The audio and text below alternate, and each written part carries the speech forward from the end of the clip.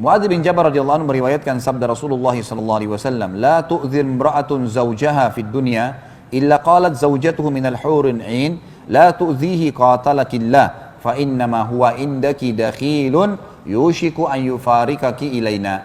Sebelum saya baca terjemahan, ibu-ibu jangan tersinggung dengan hadis ini, ya. Jadi fahami dengan keimanan. Karena memang ini sabda Nabi SAW. Saya bilang tadi kehidupan di akhirat adalah poligami.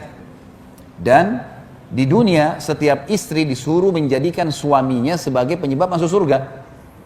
Ada seorang ibu telepon saya kemarin. Dia berkata, "Ustaz, saya mau bertanya sesuatu yang penting." Baik, silakan. Kebetulan saya lagi ada waktu lowong. Dia bilang, bagaimana hukumnya kalau seorang wanita izin sama suaminya untuk ngurus anaknya. Jadi rupanya ibu ini pernah punya dari suami yang lain punya anak, suaminya bengkalaikan. Lalu dia nikah lagi. Jadi janda nikah lagi sama seorang laki-laki. Maka anak-anaknya ini tinggal bersama ibunya. Kemudian dia lihat anaknya ini nggak ada yang urus, tinggal sama ibunya, nggak terurus, ayahnya juga nggak peduli. Maka dia pamit sama suaminya, minta mau lihat anak-anak itu. Diizinkanlah 2 minggu. Dia bilang, saya diizinkan 2 minggu Ustaz. Tapi setelah saya pergi ke kampung saya itu, ke kota saya itu, kemudian saya urus anak saya, sekarang sudah sampai setahun. Saya nggak pulang-pulang, gitu kan. Maka suaminya marah gitu. Apakah sekarang istrinya berdosa atau istri boleh nggak lebih memilih anaknya daripada suaminya? Bagaimana jawabannya? Saya bilang yang pertama, setelah tutup telepon dari saya, telepon suaminya minta maaf. Itu dulu pertama. Telepon, minta maaf, kenapa melanggar sampai setahun? 2 minggu, nggak bisa lebih daripada itu. Jangankan anaknya ibu, orang tuanya ibu, ayahnya ibu, ibunya ibu sendiri. Kalau suami izinkan 2 minggu lalu menahan, suami bilang nggak bisa, tidak boleh secara syar'i. Ini hukum Allah, bukan hukum manusia, nggak boleh dibantah. Allah telah jadikan suami ibu adalah di atas segala-galanya. Ibu renungin hadis Nabi SAW, awal amal yang dihisab bagi wanita pada hari kiamat adalah sholatnya dan hubungannya dengan suaminya. Ini luar biasa nih. Habis sholat, masalah sama suamimu bagaimana? Bukan masalah sama orang tuanya, bukan masalah sama anaknya. Artinya, sholatnya lolos, urusan suaminya lolos, yang lainnya jadi mudah. Renungi hadis itu. Yang disuruh ibu tanggung jawab adalah suami. Itu dulu. Kemudian hadis Nabi SAW, wanita manapun yang meninggal dunia lalu suaminya ridha, kecuali akan masuk ke dalam 8 pintu surga yang manapun dia inginkan. Orang, Bapak Ibu sekalian, Bapak-Bapak terutama renungin ya. Kita sebagai laki-laki, untuk mendapatkan pintu 8 di surga itu pintu 8 pintu tertinggi. Derajat tertingginya surga Firdaus namanya. Di sana 4 golongan, para nabi-nabi. Ini Bapak-Bapak sama saya sudah tertutup peluangnya ini. Nggak ada lagi peluang jadi nabi, nggak mungkin. Para syuhada itu Bapak-Bapak sekalian, saya sama Bapak harus tinggal di medan perang, tunggu musuh bunuh kita, itu pun kalau ikhlas. Orang-orang yang siddiq, jujur, tidak pernah dusta seumur hidup. Ada sini yang tidak pernah dusta seumur hidup? Di antara sahabat yang dapat julukan siddiq berapa orang? Yang jelas-jelas Abu Bakar. Yang lain tidak ada julukannya nih. Dan orang-orang saleh ini setiap hari nangis, ibadah terus sama Allah. Duduk di masjid, baca Al-Quran, tidak ada dosanya. Ibu-ibu hanya mati suaminya ridho. Ridho itu merasa kehilangan. Merasa sedih, istrinya selama ini layani dia, itu saja. Mati, masuk dari 8 pintu surga, boleh dia pilih pintu mana. Makanya syaitan selalu menjadikan masalah sama suami nih. Ya. Apa saja dibuat masalah, apa saja marah, apa saja tersinggung, gitu kan?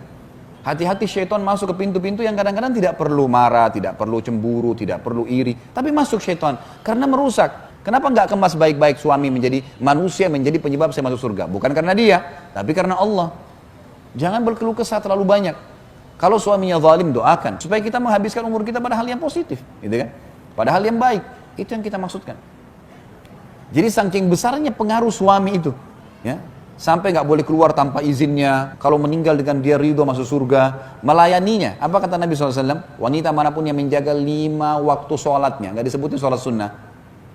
Azan, subuh, duhur, asar, maghrib, isya. Kalau ibu mengerjakan sunnah itu plus. Puasa Ramadan, nggak diikuti dengan puasa sunnahnya. Puasa sunnah berarti plus. Hanya Ramadan. Dan melayani dan mentaati suaminya pada hal yang ma'ruf. Bukan pelanggaran agama. Temani saya, ayo ke ibu yuk, ayo ke ayah yuk, ayo ke sini yuk. Iya. Kecuali pada saat dia meninggal, dia pasti akan masuk surga. Dari 8 pintu surga dia bisa pilih yang mana dia mau masuk. Jadi fadilah yang sangat besar. Lalu untuk apa ibu-ibu membangkang nih? Untuk apa marah hanya karena lupa dibawain bunga kah, pesanan kah? Tidak sempat ditemanin ke acara perkawinan lah. Itu sesuatu yang kecil, urusan dunia. Bagaimana orang ini ridho, Tuhan saya ridho. Seperti kasus orang tua kita. Orang tua kita mau marah-marah, ya, mau dia orangnya buruk akhlaknya, kita sebagai anak harus bagaimana? Bakti. Nggak dibalas keburukan dengan keburukan. Kenapa? Karena Allah yang perintahkan. Jangan balas kebodohan dengan kebodohan. Keterpurukan akhlak dengan keterpurukan akhlak, ini salah. Gitu kan? Orang tua kita bagaimana kita harus buat baik. Kenapa? Karena Allah yang memerintahkan dan Allah gantungkan pahala yang besar situ. Sama kasus rumah tangga. Sama kasus rumah tangga. Tentu ini berlaku juga pada suami. Misalnya kata Nabi SAW, janganlah seorang suami yang mukmin, ya, membenci istrinya yang mukminah. Karena kalau dia tidak menyukai satu perilaku, dia masih bisa mendapatkan perilaku-perilaku yang lain yang baik. Artinya saling toleransi, saling memaafkan. Yang penting pelanggarannya bukan masalah nusyur, bukan masalah pembangkangan terhadap hukum Allah Subhanahu wa taala. Ibu-ibu sekalian, hati-hati sabda Nabi SAW yang seperti ini. Ada bidadari di surga bisa mendoakan ibu keburukan. Ini hadisnya, saya bilang tadi jangan tersinggung. Harus difahami dengan keimanan. Kata Nabi SAW, tidaklah seorang wanita atau istri menyakiti suami di dunia. Wanita manapun yang memalingkan wajahnya dari suaminya karena merasa lebih hebat, lebih pintar, lebih kaya, kecuali dia akan dilaknat oleh malaikat sampai suaminya ridho. Dan siapapun wanita yang membuat suaminya murka, marah, maka yang di langit Allah akan murka padanya. Bayangkan dihubungkan sama Allah, Allah murka padanya sampai suaminya ridho. Ya, memang hadisnya begitu. Di sini dikatakan tidak ada seorang wanita menyakiti suaminya di dunia melainkan istrinya dari bidadari. Di surga mengatakan, jangan kau menyakitinya, semoga Allah membinasakanmu. Sesungguhnya ia hanyalah seorang tamu di sisimu dan sebentar lagi berpisah denganmu untuk kembali kepada kami. Bahasa ini sebenarnya adalah bahasa yang tegas dari Allah yang mengajarkan para bidadari agar semua istri dunia hati-hati. Karena yang menghubungkan hubungan kamu bisa masuk surga dari tangan suami adalah aku, kata Allah. Seperti itu bahasa pemahamannya ya. Sehingga jangan sampai kita keluar dari jalur itu. Abu Hurairah juga meriwayatkan hadis yang lain. Inna awwala zumratin yadkhuluna al-jannata ala suratil qamari lailatal badr wallati taliha ala adwa'i kawkabin durriyyin fis sama' likulli imri'in minhum zawjatan ithnatan yura mukhu suqihima min wara'il laham wa ma fil jannati a'zab. Rombongan pertama yang masuk surga, wajah mereka laksana bulan di malam bulan purnama, dan rombongan berikutnya wajah mereka laksana bintang yang bersinar paling terang di langit. Masing-masing orang mereka memiliki 2 orang istri yang isi betis keduanya terlihat dari balik dagingnya. Di surga tidak ada orang yang hidup membujang. Hadis ini menjelaskan kepada kita tentang adanya pasangan hidup di dunia akan bersama di akhirat. Punya makna banyak pendapat ulama. Yang pertama yang dimaksud dia memiliki 2 orang istri adalah kalau seorang laki-laki memiliki memang poligami di dunia, maka akan bersama dengan dia di akhirat selama memang sama-sama beriman. Makna yang lain, kalau seseorang meninggal istrinya, kemudian dia menikah lagi, jadi kedua-dua istrinya masih belum cerai, maka akan bersamanya juga di surga. Ini makna yang lain. Makna yang lain juga kata ulama adalah yang dimaksud dengan memiliki 2 orang istri, kalau ada wanita dunia yang meninggal belum sempat menikah, gadis, ini semua akan menikah dengan ahli surga. Jadi tidak ada bujang lagi, tidak ada orang yang tidak ada pasangannya di surga. Maka dia akan dinikahkan dengan salah satu ahli surga dengan hikmah Allah. Ini salah satu pendapat. Kemudian pendapat yang lain dimaksud adalah istri di dunianya akan bersamanya dan bersama juga bidadari yang akan mendampinginya. Karena memang saya sudah pernah jelaskan Bapak Ibu sekalian, di surga sudah berbeda dunia. Di surga semuanya kehidupan poligami.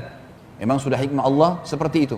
Dan sudah tidak ada urusan kayak dunia orang cemburuan, orang merasa persaingan, ini sudah tidak ada semua. Semua masalah penyakit hati, masalah cemburu buta, dendam, segala macam ini sudah tidak ada. Dan Allah memuliakan wanita dunia dengan menjadikannya pemimpin para wanita di surga. Ini yang dimaksud dengan makna tadi. Dan banyak pendapat. Ulama tentu menggabungkan antara pendapat ini. Bukan mustahil semuanya ini adalah benar. Tapi penyampaian Nabi SAW, kalau mereka akan memiliki 2 orang istri. Dan disebutkan cirinya. Isi betis keduanya terlihat dari balik dagingnya. Artinya ini sangat indah, sangat memiliki kesempurnaan fisik. Ya. Makna sebagian ulama mengatakan ada orang kadang-kadang kalau putih sekali kulitnya, kulit putih yang sangat putih sampai membuat urat-uratnya terlihat. Bisa ini maknanya, bisa juga tidak. Bisa juga makna lebih dalam daripada itu, karena memang di surga sudah berbeda, tidak seperti apa yang kita bisa bayangkan di dunia. Allahu a'lam.